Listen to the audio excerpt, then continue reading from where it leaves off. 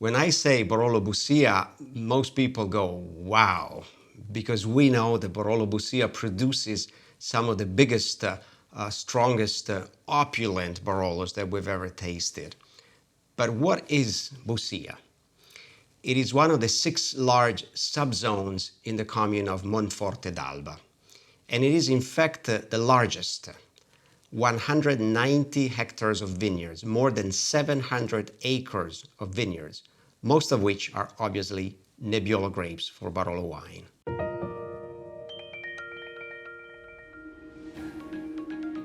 I have counted at least 40 producers who have a Barolo Bussia, some of whom have 2 or 3 labels, so we can reckon that there are almost 100 labels Barolo Bussia on the market. We should also distinguish between Bussia Sottana and Bussia Soprana, so the lower part of the hillside and the higher part of the hillside. We go from about 200 meters above sea level to 350 meters above sea level. So from all of the above, you understand that it is very difficult to summarize Bussia in one definition or one description, and it should be analyzed in more details. But today, for the little time we have, I will try to give you an overall definition of Barolo Bussia and try to describe what we should expect from such single vineyard. If you drive from Castiglione Falletto towards Monforte, you pass Rocche and Villero, so you exit the single vineyards of Castiglione Falletto and you immediately enter Bussia. Then Bussia will continue all the way almost to the old village of Monforte d'Alba and pass many different turns and many different exposures, some of which are southwest, but some are also on the other side, east and southeast. The terroir is definitely Tortonian. Tortonian means a very ancient marl, which is called the Sant'Agata marls, composed of fossils and sands. There's a high percentage of sand, about 30%, and 45% is silt, and then we have about 25% which is clay, some of which is active limestone. So it's the very classic terroir of Barolo, traditional classic Barolo as we think of it. Although I do not produce a Barolo Bussia of my own, I have chosen a sample from a friend of mine, a Barolo Bussia which I think can be very representative of the terroir. I have decanted it an hour ago and now I'm ready to taste it with you.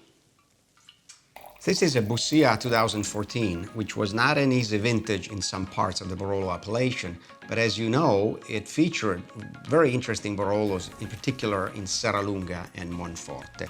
And I like the timing. 7 years old is, in my opinion, a good time to start appreciating Barolo. Let's look at the color. Very classic also, which means dark garnet in the middle, and then it becomes lighter and almost orangey in the outer rim. After 1 hour decanting, it should begin to open up.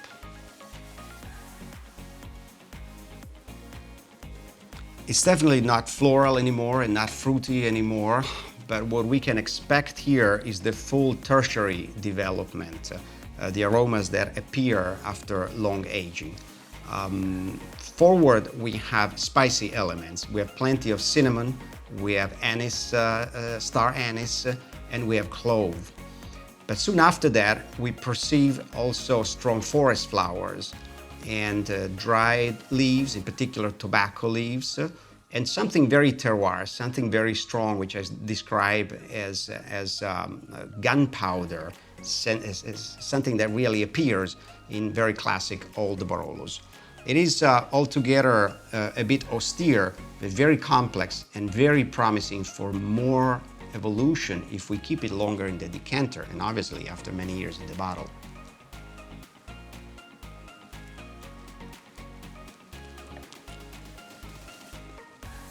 Very warm, ample. There's an interesting viscosity. It's fleshy. It's big structure, big body, really fills your palate. Firm tannins, and yet they're not too harsh. I was expecting something drier, something tighter. I'm surprised by the fact that the tannins are firm but very soft, actually rather smooth all the way through. Of course, the finish is very long, and there's plenty of licorice, but also kind of a sweet note towards the end, which reminds me of caramel. So I expected something really tight and really vertical, and in fact I have a wine which is pretty round with an interesting softness all the way through. So very pleasant, actually, much to my surprise, very pleasant. In the end, the question is, can we recognize Barolo Bussia for its identity? My answer is yes, although it is always very difficult to recognize and describe a Barolo, especially if it comes from such a large area as Bussia is, with many different details and many different features. But in general, we have a frame for Barolo Bussia, so classic, so slightly austere, but really full-bodied, long tannins, long finish, slowly developing with the aging.